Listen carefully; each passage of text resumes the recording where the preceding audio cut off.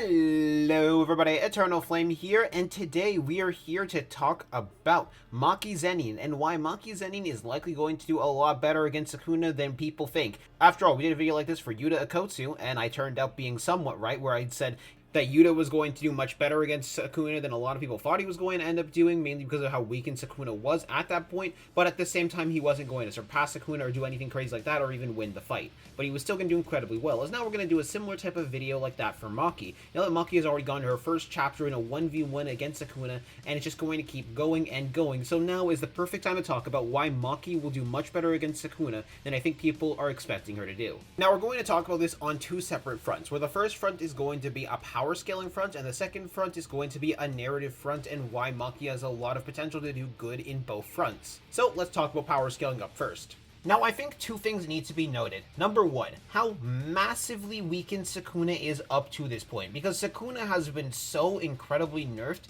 down to the point where it's actually incredible that Sukuna is still fighting up to this point. Number one, he has to focus some of his curse energy onto keeping his heart beating because he cannot fully focus on healing a soul cut damage, purely because he has to focus on fighting Maki as well. So he has to use curse energy to heal himself at the same time at a slower rate while keeping his heart beating.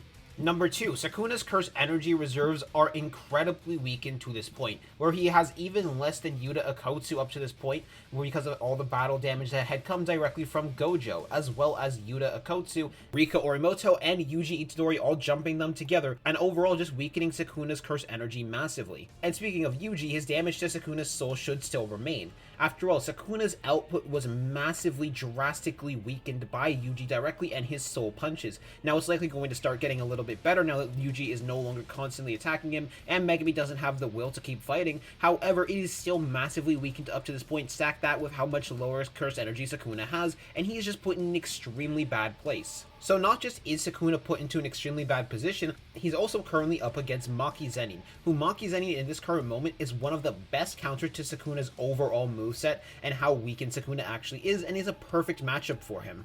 As this chapter displays, her super sensitive hearing is very, very useful against Sukuna, because it's very heavily implied, at least in my opinion, that Sukuna was trying to hide the fact that he was doing the chants in order to use the World Slash, but Maki was able to hear them, and that was how she could dodge the World Slash. Thanks to her precognition and superhuman senses, she's able to tell which attacks are coming, and she's able to sense them. She was able to see Dismantle in general, to the point where it's directly being compared to Mahoraga, with only Maki, Kashimo, and Yuji and Mahoraga ever being shown the ability to actually see the slashes. But I debate that Mahoraga has the highest level other than Maki, due to Mahoraga specifically adapting to cleave in order to actually see it and deflect it, yet Maki is also able to see it and is directly compared to Mahoraga. You know, the thing that specifically evolved in order to fight against Dismantle. Furthermore, Maki also has the air hop ability, which is going to be incredibly useful against someone like Sukuna, due to the massive amount of mobility that the air hop ability offers, where Sukuna does also have an air hop ability, but Maki is now able to tie him out with that rather than just Sukuna being able to use that to his advantage. And now we're going to get into the final part of the power scaling section, which is one of the most debatable things for Heavenly Restriction users as a whole, which is, can a Heavenly Restriction user get stronger, and if so, how? And in my opinion, I do believe Heavenly Restriction users can get stronger.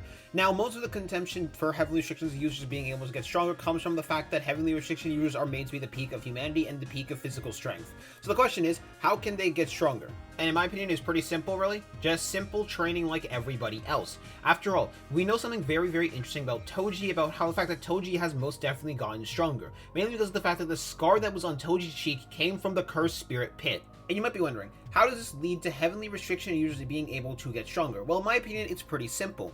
We see later on, when Maki is not even fully awakened and only partially awakened, she is able to completely exterminate that pit entirely of curses. Yet Toji was able to get that scar by that same pit of curses.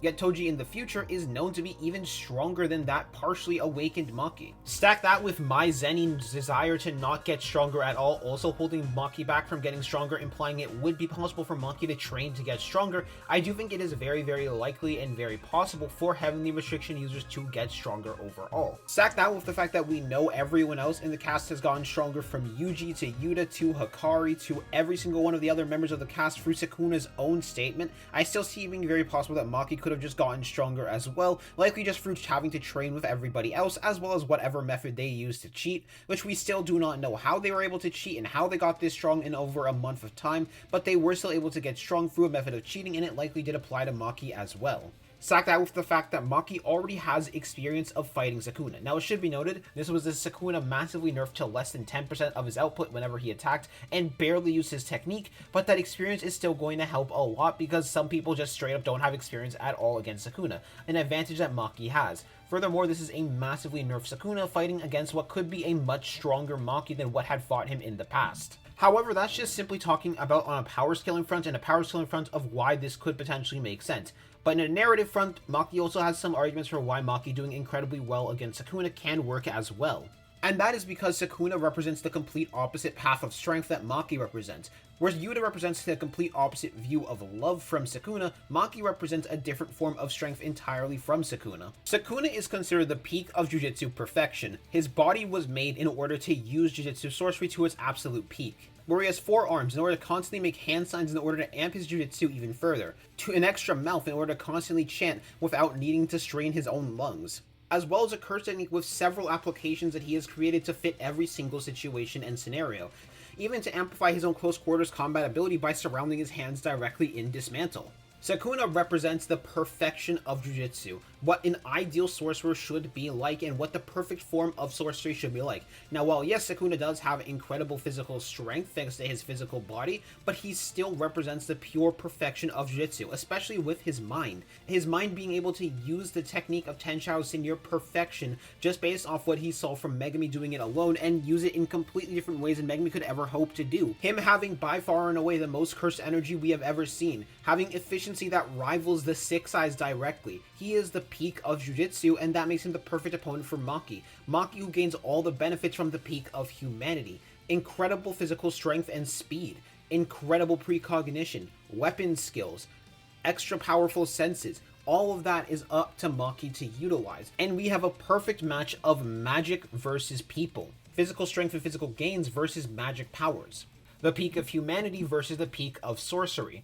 And it would absolutely make for an amazing fight. So if the peak of humanity would be able to even push him far enough, it would be quite an interesting narrative to see these battles go on. A battle of what the peak of sorcery, albeit in this massively weakened condition, can do against the peak of humanity itself and the peak of physical strength and what a human could achieve.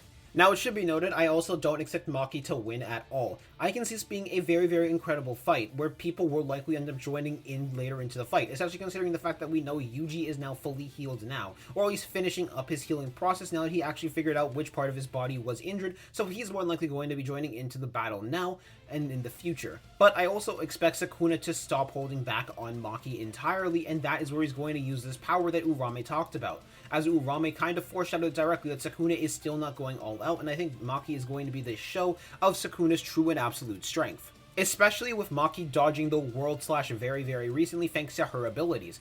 Overall, I think it's going to result in Sukuna having to stop holding back and showing off what he can do fully against Maki. And I think that would be an amazing way to shatter expectations, because I can guarantee a lot of people would not think that Sukuna would stop holding back on Maki and show off his full abilities against Maki, but that would still show quite a lot of impact for Maki as a character. Now, this would probably result in Maki dying, but I also really don't want Maki to die, because I don't want any of the heavy hitters to die if I'm going to be completely honest with you guys.